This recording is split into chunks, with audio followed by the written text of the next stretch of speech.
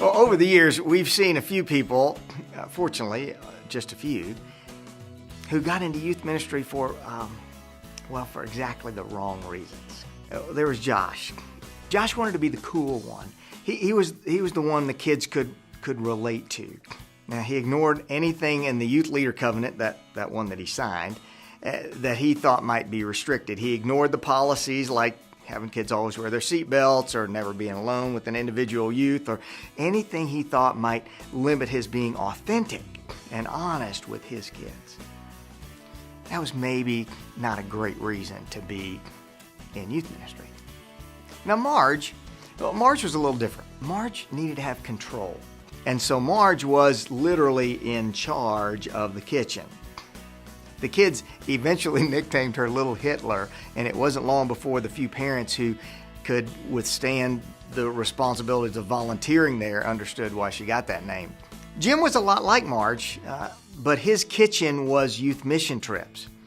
He had managed summer missions, sacrificing enormous amounts of time, energy, and money, but now after 15 years, it was easier to negotiate with a terrorist than to try to change a date or a location or any other detail of a trip, despite the fact that there are only a handful of youth still interested in participating. Well, then there was Phil. Phil wanted a place where he could share his spiritual wisdom, where kids would show up on time, sit quietly, and be excited about what he had to say.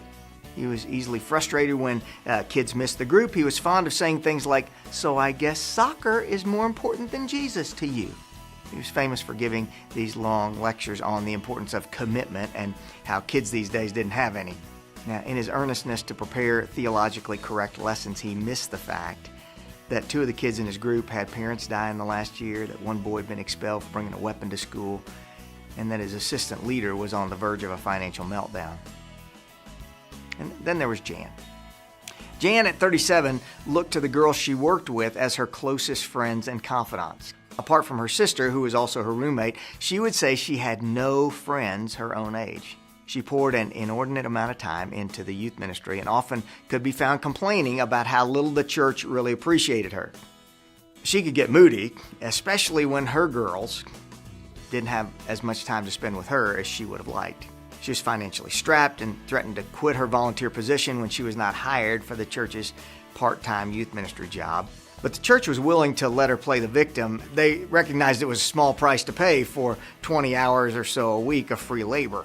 Now, Jim and Josh and Marge and Phil and Jan, they all had a few things in common. The needs of the ministry had become secondary to their own needs, and sadly, none of them were aware of what everyone else could clearly see, that they were actually working out of their own neediness rather than out of a clear sense of call. The second thing about these folks who signed up for all the wrong reasons is that they all worked in churches that were so desperate for volunteers that the church was willing to trade the health of the youth ministry in order to avoid the unsettledness that might come from holding their volunteers accountable for clear expectations.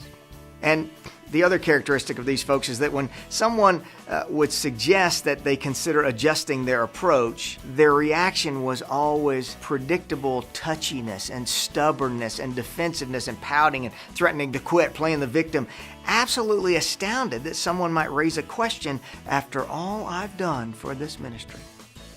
And of course, they expected zero interference from the church, and they would consistently use any manipulative technique at their disposal to avoid accountability. Now, I just want to be honest, these kind of characters have a way of sucking the life out of a ministry and out of a volunteer team. But at the extreme of leaders who serve in ministry roles for wrong reasons is a more dangerous kind of leader. Once or twice we have observed youth leaders who are actually predators, using their position of authority as an entryway to abusing kids. They hide behind their spiritual language or their charisma or behind a popular program that's setting attendance records. They often find really logical reasons for breaking child protection policies. She just needed a ride home. Finding ways to be alone with students without anyone finding out. Like all the other wrong reason leaders, they saw themselves as exempt from normal accountability. They said things like, "The church can't fire me, I'm a volunteer. If the church asks me to step down, I'll split the church."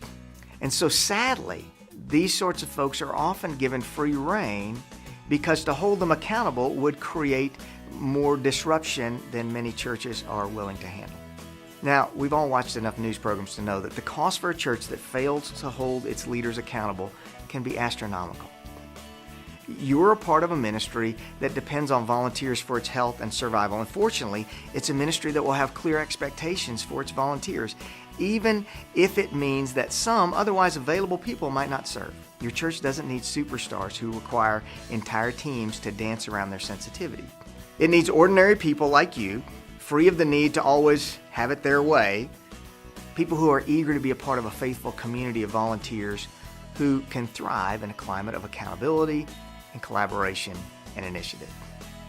Thanks for being a part of that team.